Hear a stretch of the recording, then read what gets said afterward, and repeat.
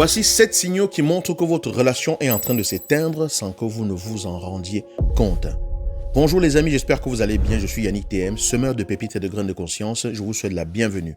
Je ne connais pas la vérité, je sème des graines et j'aimerais que vous sélectionnez parmi ces graines celles qui vont vous parler, celles qui trouvent écho dans votre vie, que vous puissiez les mettre à cultiver pour un jour en récolter les fruits. Je ne détiens pas du tout la vérité. Je tiens également à vous rappeler que les inscriptions à notre atelier du 15 mars prochain sont ouvertes sur les bases fondamentales pour réussir sa relation de couple.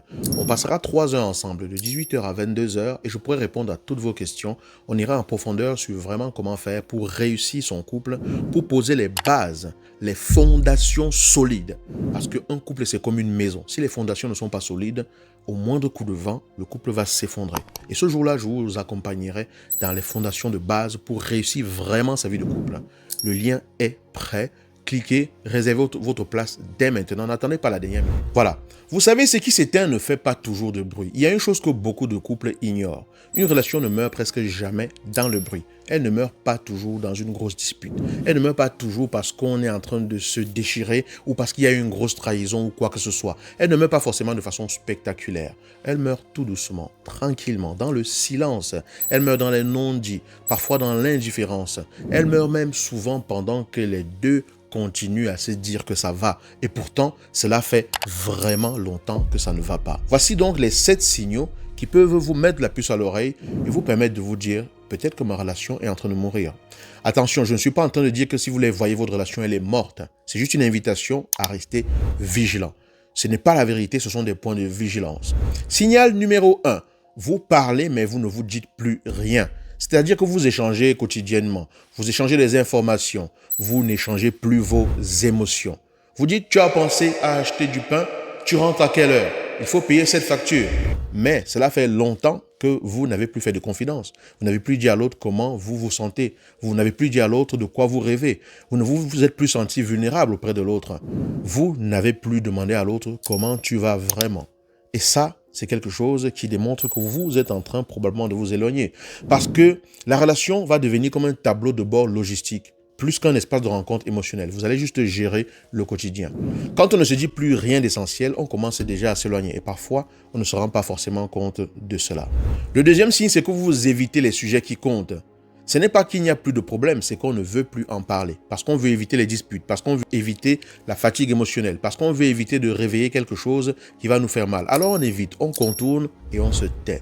Mais ce n'est pas parce qu'on n'aborde pas les choses que ça veut dire que ça disparaît. Ce qu'on n'aborde pas ne disparaît jamais. Ça s'enfouit, ok? Et ça agit à l'intérieur en sous-sol. Et ça, c'est un signe qu'en fait, on est en train de glisser sur une pente qui nous éloigne progressivement d'une connexion entre nous deux. Le signal numéro 3, c'est l'absence de conflit. Ça peut être un signal. Je ne dis pas que c'est bien d'être en conflit. Mais lorsque vous aviez souvent l'habitude quand même que chacun donne son avis et que vous ne soyez plus d'accord et tout, et qu'à un moment donné, tout disparaît, ce n'est pas forcément un bon signe, forcément à chaque fois. Parce que on n'ose plus parler, parce qu'on ne veut plus faire d'efforts, on ne veut plus se battre pour le lien. On a renoncé intérieurement. Ça peut vouloir dire ça. Je ne dis pas que ça veut toujours dire ça. Ça peut vouloir dire ça.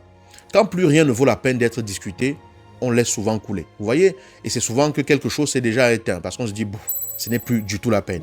Parce qu'on ne partage plus son avis, on ne trouve même plus l'énergie de se dire, je veux même dire ce que je pense. Et le signal numéro 4, c'est lorsque vous ne vous sentez plus bien avec l'autre, mais vous vous sentez mieux seulement quand vous êtes seul. C'est l'un des signaux les plus douloureux. Être seul, quand on est seul dans sa vie, c'est normal. Mais être seul quand on est à deux, c'est un signal d'alarme. Être bien seul quand on vit avec quelqu'un et qu'on est mal avec cette personne, c'est un signal d'alarme. Vous êtes dans la même pièce, mais vous n'êtes même plus dans le même monde. Vous partagez le même lit, mais vous ne partagez plus vraiment l'intimité. Et la relation devient simplement une colocation émotionnelle. Le signal numéro 5, c'est que vous ne vous projetez plus ensemble. Avant, vous faisiez des projets, même des projets simples, même des petits projets, mais aujourd'hui, vous ne le faites plus, ok? Vous ne vous projetez plus. Chacun pense à ce qui serait bien pour lui, mais on ne pense plus du tout à nous, ok? On est seulement dans l'automatisme, on gère le quotidien, ça coule comme ça. Les projets deviennent flous, ça devient absent. Quand l'avenir ne fait plus envie à deux, le présent commence à se vider de son essence. Quand l'avenir ne fait plus envie à deux, le présent commence à se vider de son essence. Signal numéro 6, c'est que l'effort devient une corvée. Vous savez que pour construire, il faut quand même faire un minimum d'efforts. Avant, faire un effort pour l'autre avait du sens parce que vous sentiez aimer. Il y avait une connexion. Aujourd'hui, pensez faire un effort pour l'autre, ça vous fatigue, ça vous agace, ça semble quelque chose d'inutile. Vous vous dites à quoi bon? Vous vous dites ça ne change rien, ça ne va nous mener nulle part. Quand l'effort ne nourrit plus l'espoir, la relation commence à se replier sur elle-même. Et ça, c'est un signal qui montre qu'il y a quelque chose qui est en train de mourir progressivement entre vous deux. Et le signal numéro 7 que j'aimerais vous partager, c'est que, en fait, quand vous n'êtes plus une priorité l'un pour l'autre, c'est un signe que la connexion est partie et que la relation, elle est en train de se casser la figure. Le travail passe avant tout. Les écrans passent avant tout. La routine passe avant tout. Pas par méchanceté, mais par glissement. Ce qu'il faut comprendre, c'est que ce qui n'est pas nourri ne meurt pas d'un coup. Ça s'assèche lentement. Vous voyez, ce que ces signaux ne veulent pas forcément dire, c'est vraiment de comprendre que ce n'est pas parce qu'on a ça que ça veut dire que la relation, elle est complètement finie. Ça ne veut pas dire que la relation, elle est morte. C'est des points de vigilance que je vous donne. Ces signaux veulent simplement dire que votre relation est en train de vous parler. Elle est en train de vous dire à quel niveau, peut-être actuellement, vous en êtes. Ces signaux sont donc juste des rappels et aussi des appels. Ce ne sont pas des condamnations. À chacun de voir si cela lui parle dans sa propre relation. Donc, ce que vous pouvez faire, c'est de vous poser une vraie question. Parce que la vraie question, ce n'est pas « est-ce que ma relation est en train de s'éteindre ?» La vraie question, selon moi, c'est toujours selon moi, ce n'est pas la vérité. C'est est-ce que je suis prêt ou prête à rallumer ce qui peut être encore l'être dans ma relation? Ça, c'est la vraie question. Parce qu'un feu ne s'éteint pas par manque d'amour, mais par manque de présence. Vous voyez? Donc, voilà ce que je voulais vous partager dans cette vidéo, pour simplement attirer l'attention sur différents points. Parce qu'une relation ne s'éteint pas le jour où on ne s'aime plus, ok? Une relation s'éteint le jour où on ne se regarde plus, le jour où on ne s'écoute plus, le jour où on ne se choisit plus consciemment. Et la bonne nouvelle, c'est que ça peut changer. C'est que quelque chose qui s'éteint lentement peut être rallumé. Quelque chose qui s'éteint progressivement peut être rattrapé avec conscience, si on s'en rend compte à temps. C'est pour ça que j'ai partagé cette vidéo.